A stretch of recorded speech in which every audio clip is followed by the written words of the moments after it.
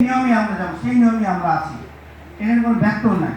আপনারা অনেকে মনে করেন এই মাল্টিমিডিয়া কোম্পানিতে টাকা দিয়ে অনেকে টাকা দিয়ে আবার পরে সব মাল্টিমিডিয়া কোম্পানি ভেঙে যায়, টাকা পয়সা সব নিয়ে বসে থাকে, কেউ কোনো টাকা পায় না। কিন্তু এটা সরকারি, যেহেতু সঞ্চয়পত্র কোনো মার দেয় আপনাদের, সঞ্চয়পত্র কোনোদিন মার দেয় না। এই পেনশন স্কিম পার্লামেন্টে পাস করা, এটা গভর্নমেন্ট স্টেটের ব্যাপার, এটা স্টেট দেখবে, রাষ্ট্র দেখবে, রাষ্ট্রের ব্যাপার, রাষ্ট্রীয় ব্যাপার এটা পেনশন স্কিম। সুতরাং এখানে কোনো ধরনের মার দেওয়ার কোনো ধরনের পসিবিলিটি নাই।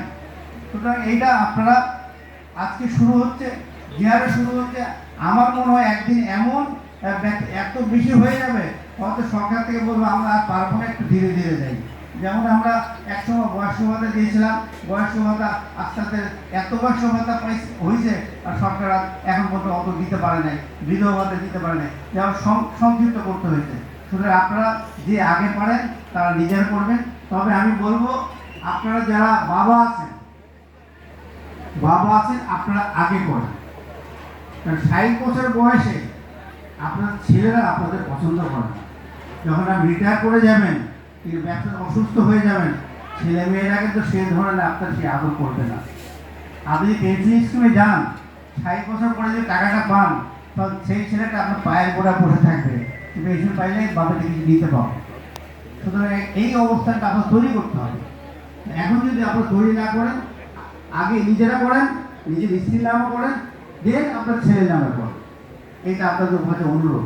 সুতরাং এইভাবে করলে পরে আমার পেনশন স্কিমটা আমার বাসায় আগামী পরশুদিন 100 জন এসে করবে।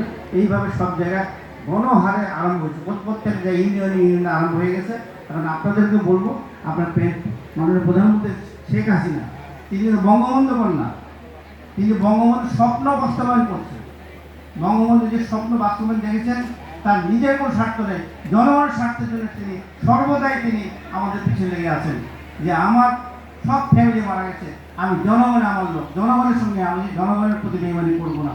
তাই তিনি আজকে আমাদের যে সেই পেনশনের ব্যবস্থা করেছেন, সেই পেনশনটা আপনার গ্রহণ করে তাড়াতাড়ি আপনারা নিজেদেরকে নিরাপদ রাখার জন্য এই পেনশন স্কিমটা আপনার ধরেন। এটা আমি বলছিলাম ভাই আমি এটা করবো, তখন ইউনো বললো স্যার আপনি তো তামাদি হয়ে গেছেন, আপনি পারবেন না, আমার বয়স বেশি হয়ে গেছে, তো আমার স্ত্রী কষ্ট চেয়েও পারবে না।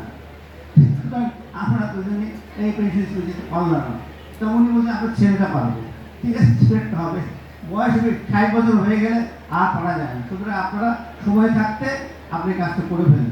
যাই হোক, আপনারা এখানে এসেছেন, আপনার খাবার টাইম হয়ে গেছে, অনেক টাইম আমি মনে করছিলাম আড়াইটা দেবো, প্রায় এখন 2:30 বাজে।